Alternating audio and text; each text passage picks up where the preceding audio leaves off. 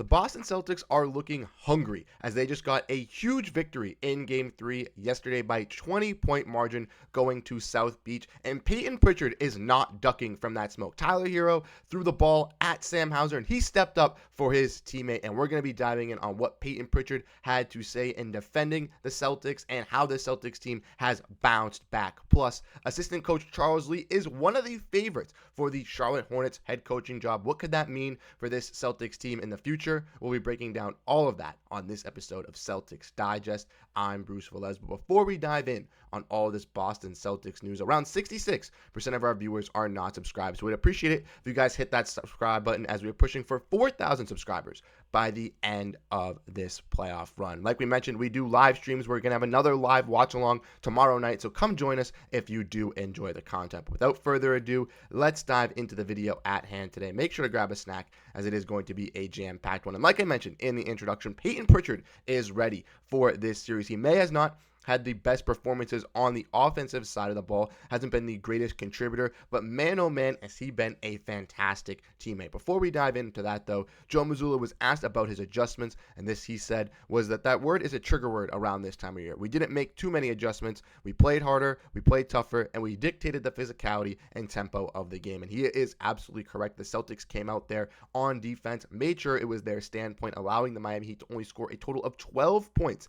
in the first quarter, and even though the Celtics only scored 21, did not have the greatest offensive showing either. Their defense was their main attraction. It was the stopper for this Heat squad. And even though they missed a bunch of threes, this Celtics off defense was locked in, intact, and played a lot harder. We posted on our community page, Jaylen Brown saying they can turn it up to another gear as well, which would be even crazier to see. Let me know what you guys think down below. Do you guys think that the Celtics could turn it up another gear? But like we mentioned, the physicality, it's all about the playoffs, and it is especially important during the playoffs with maintaining your team and making sure the physicality is stuck so that you can defend that. And we saw with Payton Pritchard him do that with Tyler Hero. As we mentioned, he said that Tyler Hero, that he'll meet him in the back after the game, referring to this play in which he was stepping up, talking crap to Caleb Martin and Haywood Highsmith after Tyler Hero threw the ball at Sam Hauser sitting on the floor, which we believe is absolutely disrespectful. Tyler Hero obviously frustrated that his shots aren't falling. Celtics are playing more physical defense on the perimeter. He can't get by, he can't get his assist, he can't get his shots, so he throws a frustration shot right at Sam Hauser, gets a technical foul, and as we see, Payton Pritchard steps up, does the right thing, does the ultimate teammate move, and that's what we love to see. Payton Pritchard as well, as we all know, is not ducking that smoke. Earlier this week, we made a video talking about that, and when he said with Caleb Martin's foul on Jayson Tatum, saying that he likes that and think that was a joy to watch, saying he loves that hard-nosed physicality. I mean, as we all know, Payton Pritchard is that hard-nosed guard. We saw yesterday he got 2 key impactful offensive rebounds, which were huge for the Boston Celtics. He got key putback layups, and those are things you want to see out of a 6'2 guard. He's giving it his all regardless of his height, regardless of his mentality. He wants to win the game. He wants to make sure the Celtics team keeps pushing, and those are things you love to see. Some of the guys that are 6'7", 6'8" in the NBA are very lazy. They don't go for the rebounds. They're very selfish. They only go for the points. They only try to get better stats for them. But Payton Pritchard is an ultimate team guy, an ultimate team hustler. Will do it all for the team. Will throw his body out on the line for this squad. And again, those are things that I love to see as a Celtics fan. I loved Marcus Smart because of his hard-nosed, his gritty play, and Payton Pritchard is doing that for the Boston Celtics, stepping up for his teammates, getting those offensive rebounds, making those perfect plays for those open threes. That's his role. He hasn't been the greatest shooter. We all know that. He needs to step up a little bit offensively. I was hoping a little bit better offense, but I am satisfied by the way he is doing all the intangibles for the Celtics, and so is Miami Heat player Caleb Martin. If we want to look at what Caleb Martin had to say, he actually gave Payton Pritchard some respect, saying that Payton Pritchard is kind of the all-do-it-all guy for the Celtics like he is for the Miami Heat, saying that he's done a lot of the stuff similar to what I do for our team. He's one of those guys who's been that type of approach, likes to bring that dog mentality to their team, and he's given him his praise, which, again, we love to see that. Thank you, Caleb Martin. As much as we dislike you for, hurting for, being a catalyst for the Celtics last year, hitting all those threes, turning up, to then having a little bit of a dirty play with Jayson Tatum, even though it wasn't intentional, it was a little bit of a dirty play. And then obviously after that, going into and doing a bunch of other things with this Boston Celtics team, hitting those threes in Game 2, now falling asleep in Game 3. It's absolutely fantastic that he fell asleep, but at least he's giving Payton Pritchard his credit. At least he's recognizing who is great, who is one of the better players and one of those hard-nosed guys, because like I've been saying, Payton Pritchard could be a starter in this league. I'm a huge hype fan of Payton Pritchard. I had him being a Sixth Man of the Year candidate during the preseason of how great he played. Ultimately, did not get to that. I don't believe that he will be able to be a Sixth Man of the Year this year, obviously, because he didn't make the finals awards. But man, oh man, he turned up in that second half of the season, and it was huge. And he could be a true starter in this league on a plethora of teams helping them out. Let me know what you think down below, what your thoughts are on Payton Pritchard, and do you expect him to have a big game 4 after having a little bit of a lackluster games 1 through 3 offensively? I would love to see him turn up and get a nice 10 to 15 point game for the Boston Celtics. But the next topic at hand today, breaking down, is Charles Lee a favorite for a head coaching job? And we've broken this down on this channel here before, so if you guys want to check it out, you guys can check out the past videos. But Charles Lee, one of the new assistants for the Boston Celtics, is one of the favorites for the new head coaching job in Charlotte. As we know, Charles Lee is viewed as one of the finalists for the Hornets head coaching vacancy per Evan Cedery, and Reddick is also a strong decision to go into coaching, and Lee will have a second interview with Charlotte's front office to decide. We also broke down that Charles Lee was a favorite for the Nets head coaching job a couple years back, and he has some, intangibles with that Hornets squad, because there are a bunch of old staff members that he worked with the Milwaukee Bucks that are in that front office. So ultimately, Charles Lee is becoming one of the favorites. And what does that mean for the Boston Celtics, as they just brought him in as an assistant coach?